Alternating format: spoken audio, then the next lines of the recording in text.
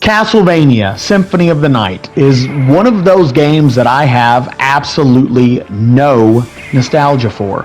When I was a kid, I didn't get my first gaming system until I was about 7 years old or so, back in 1997. The types of games I played at that age were Crash Bandicoot and Spyro the Dragon. And while I did have those old school demo discs to play Metal Gear Solid or Cool Borders, most of my young childhood revolved around playing platformers. This may cause you to ask, Brandon, why is Symphony of the Night the first game that you want to talk about in a brand new playlist then? The answer is simple, but the explanation has to be a little bit more complex to fill up an entire video's worth of footage. You know, I'm winking as we speak, by the way. In all seriousness though, I picked Symphony of the Night for one specific reason. It is an old school 2D Metroidvania that I completed for the first time in 2023. You heard that right, 2023, 2 years ago. In 2023, it should, in theory, not be worth anyone's time. The game lacks the 3D cutting-edge visuals and particle effects and ray tracing and all that other stuff to make games look modern. Customization is done through pause windows that slows down the gameplay.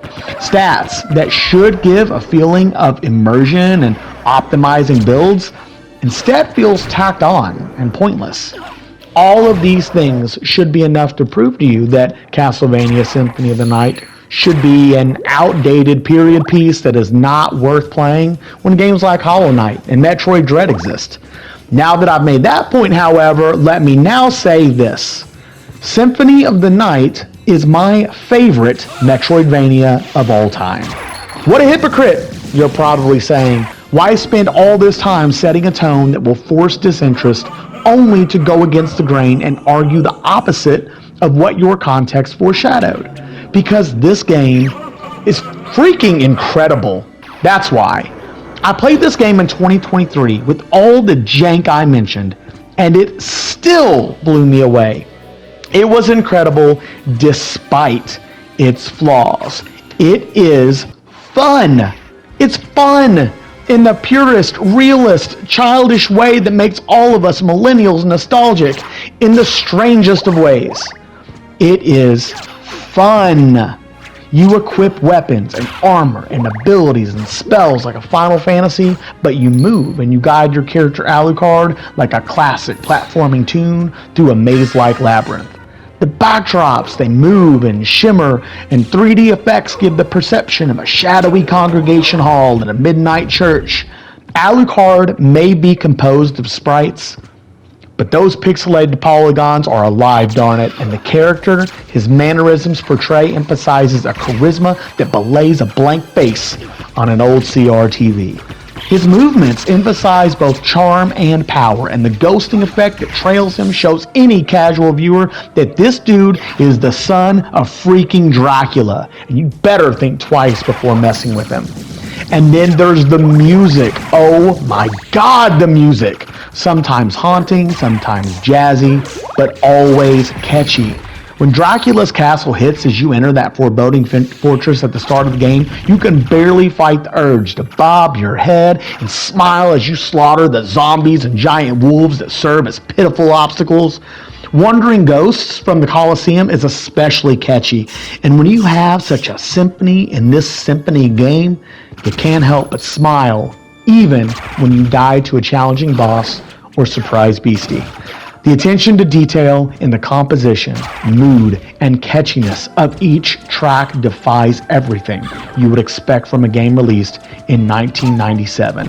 A game, by the way, disconnected from a 2025 world where making money from marketing, grinding, loot boxes, and cosmetic rules the industry. The game is a game through and through with love and attention to detail trumping capitalistic gain. Calling this ridiculous masterpiece a masterpiece is a disservice to the feeling of attachment you feel when you defeat Dracula for the first time, only to realize that the castle will flip and you have to do the whole thing over with the demons growing in difficulty and fearsomeness. And I will say this again with clear knowledge that this is rambling. to this point, especially to an audience that may have never experienced this. But I have to say again, this game is what a game should be. A game should be made with love and care and attention to detail. It should have snappy movement, crisp animations, immersive sound and music, and elicit a feeling of pure joy when you play it.